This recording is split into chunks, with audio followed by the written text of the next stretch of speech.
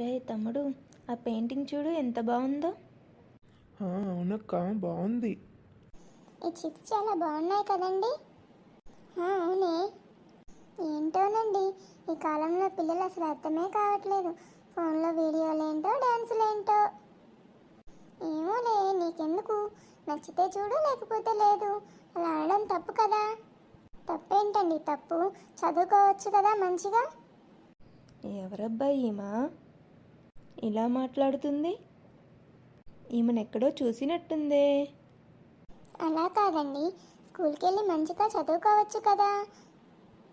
స్కూల్కి వెళ్ళకుండా చదువుకోకుండా ఎందుకుంటారు చెప్పు. నువ్వు అలా ఆలోచించకూడదు. వీళ్ళు ఇలా వీడియోలు తీసి పెడుతూ ఉంటే స్కూల్కి వెళ్ళేది ఎప్పుడు, చదువుకునేది ఎప్పుడు? నేను ఈ మధ్య కొన్ని చిన్నపిల్లల వీడియోలు చూస్తున్నాను. వాళ్ళు మంచిగా చదువుకొని స్కూల్కి వెళ్తూ చదువుకుంటూ ఉంటేనే కదండి వాళ్ళ భవిష్యత్తు బాగుండేది. వాళ్ళు స్కూల్కి వెళ్ళకుండా చదువుకోకుండా ఎలా ఉంటారే? వాళ్ళ పేరెంట్స్ చూసుకోకుండా ఉంటారా? అది కాదండి. ఆంటీ, ఎవరమ్మా నువ్వు? నిన్నెక్కడో చూసినట్టుంది. మీరు జాబ్ చేస్తున్నారా ఆంటీ? అవునమ్మా. మరి ఆఫీస్కి వెళ్ళలేదే? ఇవాళ సండే కదా, హాలిడే కదా, నీకు తెలీదా? హాలిడే అయితే ఏమంటీ, ఆఫీస్కి వెళ్ళి వర్క్ చేసుకోవచ్చు కదా.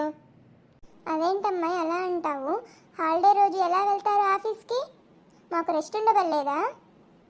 మరి సండే అయితే మేము మాత్రం స్కూల్కి ఎలా వెళ్తాము చెప్పండి? మేము డైలీ స్కూల్కి వెళ్తాం ఆంటీ, బాగా చదువుకుంటాం కూడా. ఇవన్నీ నాకెందుకు చెప్తున్నావమ్మాయి? మీరే కదా అంటున్నారు డ్యాన్సులు చేస్తారు, చదువుకోరు అనని. మీరు నాకు కామెంట్ కూడా పెట్టారు కదా, ముందు చదువుకో తర్వాత వేద్దు ఇట్లాంటి వేషాలన్నీ అని. నేను బాగా చదువుకుంటూ స్కూల్కి కూడా వెళ్తాను. సండే హాలిడే కాబట్టి స్కూల్ ఉండదు. ఆ రోజు కూడా మేము స్కూల్కి వెళ్ళి చదువుకోవాలా ఏంటి? ఏమైనా తప్పుగా మాట్లాడి ఉంటే క్షమించండి ఆంటీ. ఇలా మాట్లాడాలని మాట్లాడలేదు. చాలా బాధ వేసింది మీరు అలా మాట్లాడుతూ ఉంటే. మీకు నచ్చితేనే చూడండి, లేదంటే లేదు.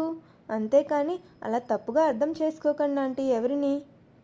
అలాగేనమ్మా, తప్పైపోయింది, క్షమించు. అయ్యో, మీరు పెద్దవారండి, చిన్నపిల్లల్ని క్షమించమని అడగకూడదు.